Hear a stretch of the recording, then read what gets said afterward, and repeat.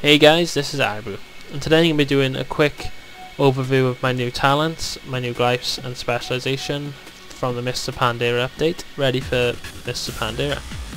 I will be doing a PvE guide on my talents, glyphs and specialization later in the week, just to show you guys why I'm doing PvE. But for now we're going to get straight into the PvP side, and I'm going to show you what I've got. As you can see, I've gone for Frost. I've been Frost all through Kata and whenever I play my Mage, so Frost is a big part of me, so that's where I've stayed with Warrior. You'll see the Frostbolt, the Water Elemental, Fingers of Frost and the Ice Lance, everything we've seen before, but very effective in Frost Mage arsenal. For talents, I've gone for Scorch. And normally a Fire Mage move, but I thought for 100 mana, cast one move in and does a decent amount of damage. There's no way I couldn't go for it. I mean, if I'm chasing someone down, trying to keep the pressure on, then I can keep the Scorch up, I can keep hitting, because it's got 100 mana. That's going to cost me nothing.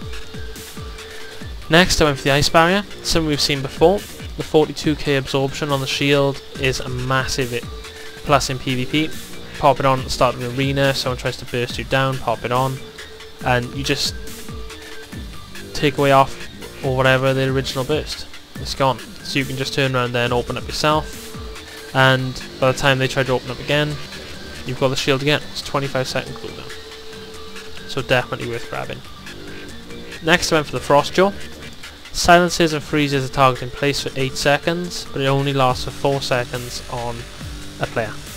But still, the 4-second silence and the freeze, so you can silence a healer and freeze him behind a pillar, therefore killing one of his guys. Or you can couple that with a counter spell and have the 8-second silence, so if you are fighting a healer, you can Frost Jaw him, you'll be silenced, you can open up with some of your Frost moves, do an extra damage, and then when he goes to run away, silence him again, and then keep on him. So that's going to be very effective when it comes to downing healers or downing non-heal players in arenas. Cold Snap next. I found Cold Snap to be very handy back in Kata, so I've decided to stick with it through Mr. Pandera, because yeah, it takes some of your good moves off cooldown and it keeps you alive a bit longer and allows you to go on the offensive that much quicker. Next I went for the Frost Bomb. I went for Frost Bomb with the others because it's a short amount of time on the bomb, it does quite a bit of damage, so couple that with another combo you might be using and you will do a lot of damage really quickly, making sure you guarantee the kills or putting a lot of pressure on a healer. It also slows the target and other targets in 10 yards around it, so if everyone's grouped up and you need to get a slowdown, get one of your friends out or get out yourself, then you're going to make a massive amount of difference using that Frost Bomb. Lastly, I will be using the Rune of Power, because you place the rune on the floor, it gives you 100% mana regen, so you standing there, you get all your mana back. You get 15% increase in spell damage, and you get the 1% healing. 1% isn't a lot, but if you can freeze your guy out the way, jump in the Rune of Power, then you gain your health back and you can start preparing for the offensive. You got the extra spell power, so you can freeze him down, you can hit him from your rune, and you were doing a lot more damage. Now, the glyphs I've chosen to go with these talents are the Glyph of Counterspell. This is because I've been in many situations where I'm casting a Frostbolt and this guy's going to heal, and I've got to choose between hitting the Frostbolt and trying to kill him, or hitting the Counterspell and then trying to kill him. But now I can just do both. I can keep the Frostbolt going, I can silence him, and then I can guarantee the kill. So I definitely thought that was a great Glyph, and I've just gone for that one. Evocation next. Massive part of PvP in my eyes. Gives the Mage an opportunity to get back, heal 60% of his health, and get back on the offensive straight away if your healer's down or out. So definitely grab the Evocation if you want a lot more versatility in your arena team. Next is the Water Elemental. Water Elementals play a big part in my burst because I had to go for the Frostbolt, then the Frost Nova from the Water Elemental as the Frostbolt hits, doing more damage because he's frozen, then the Fingers of Frost proc, and then hitting the Ice Lance will do even more damage. So having my Water Elemental alive is a massive part in my play.